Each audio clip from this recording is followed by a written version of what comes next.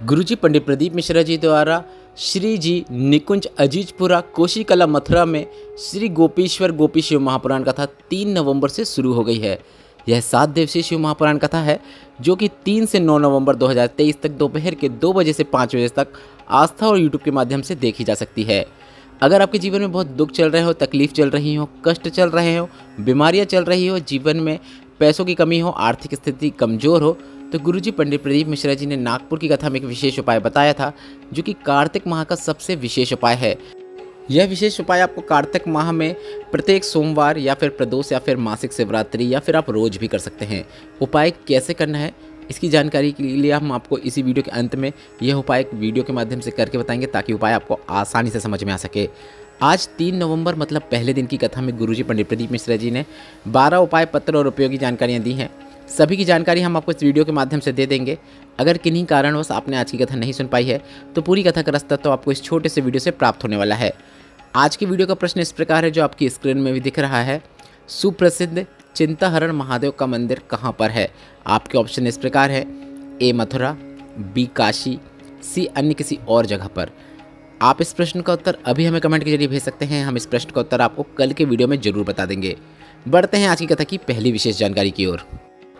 गुरुजी ने सभी से कहा आज कई लोगों का प्रश्न का उत्तर उन्हें मिलने वाला है, क्योंकि कई लोग प्रश्न करते हैं क्या यशोदा माता ने 1 लोटा जल चढ़ाया था?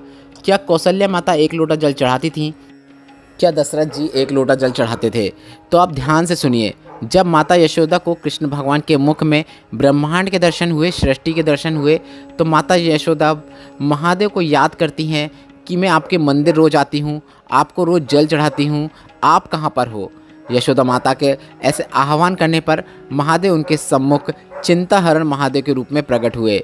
वह महादेव का रूप आज भी मथुरा में एक चिंताहरण महादेव के नाम से प्रसिद्ध है और यह मंदिर मथुरा में स्थित है। बढ़ते हैं दूसरी विशेष जानकारी की ओर।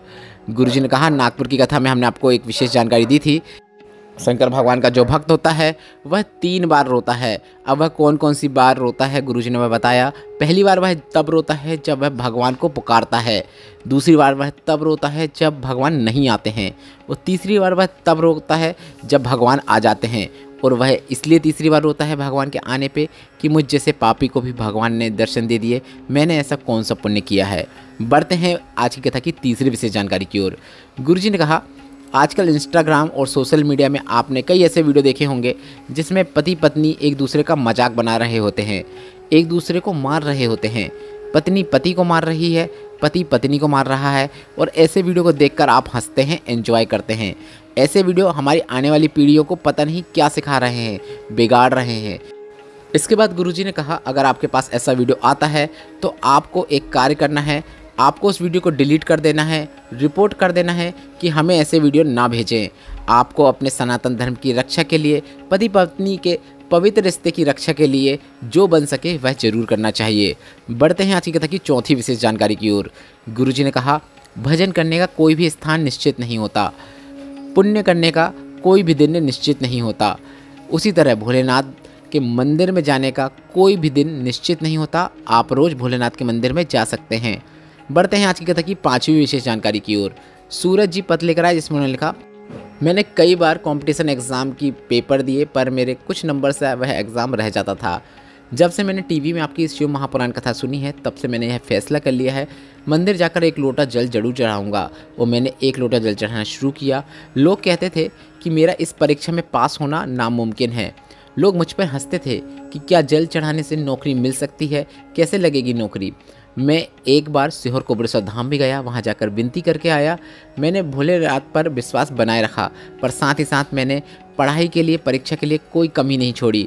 पूरी मेहनत से परीक्षा की तैयारी किया, कड़ी मेहनत किया।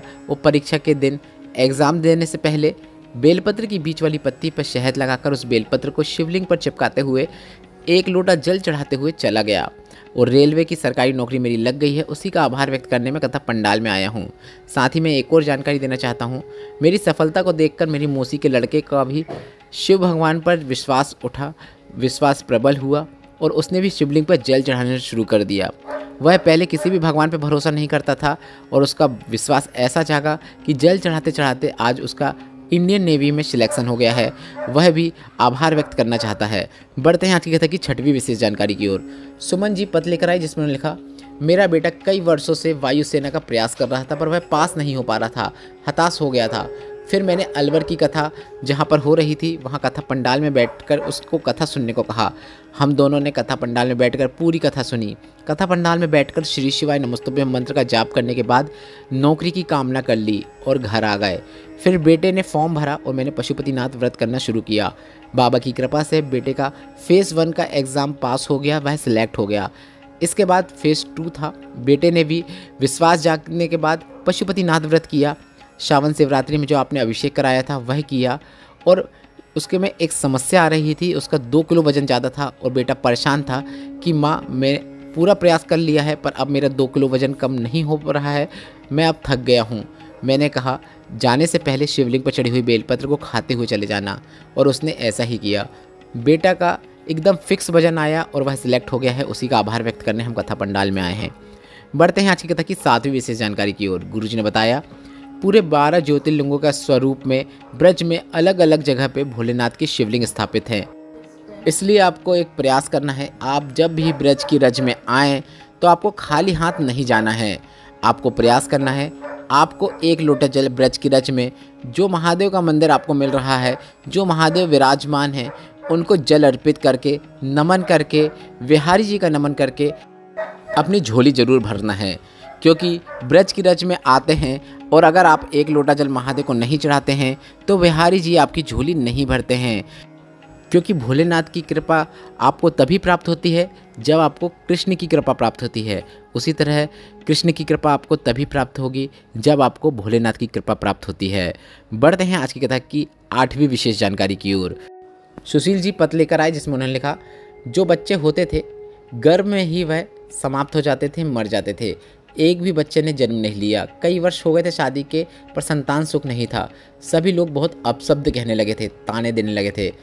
तब मेरे किसी परिचित ने शंकर भगवान के मंदिर जाने को कहा, 1 लोटा जल चढ़ाने को कहा, सफ़ेद आंकड़े की जड़ का प्रयोग करने को कहा।